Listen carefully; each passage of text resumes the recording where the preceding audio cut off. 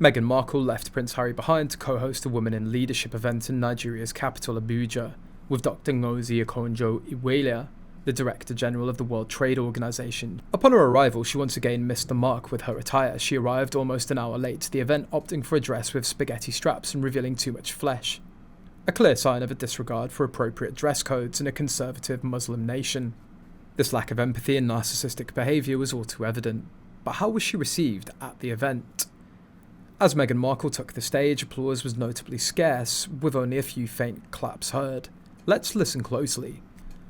Our wonderful DG, the first woman to manage and run the World Trade Organization, and to the amazing, inspiring Meghan, the Duchess of Sussex, to join us.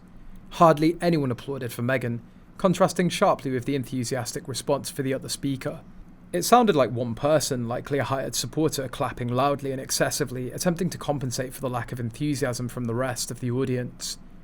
This tepid reception undoubtedly disappointed Meghan, fueling her narcissistic tendencies. Despite her lackluster entrance, did she impress with her economic insights or offer meaningful contributions to the discussion? Not quite. Instead, she rambled about her experiences as a mother and shared anecdotes about her children, Archie and Lilibet. Her attempts to portray herself as a leader fell flat, as she lacked any substantial achievements or experiences in leadership roles.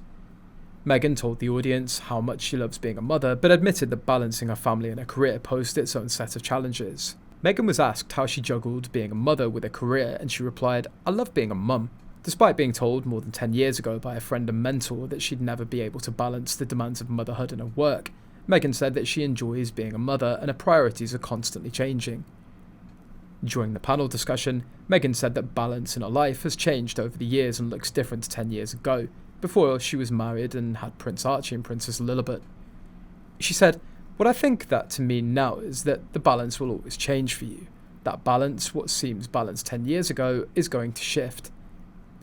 Her comments about balancing motherhood and career seemed disingenuous given her privileged lifestyle and reliance on staff and nannies. Her constant shifting priorities and self-centered behaviour only served to highlight her disconnect from reality.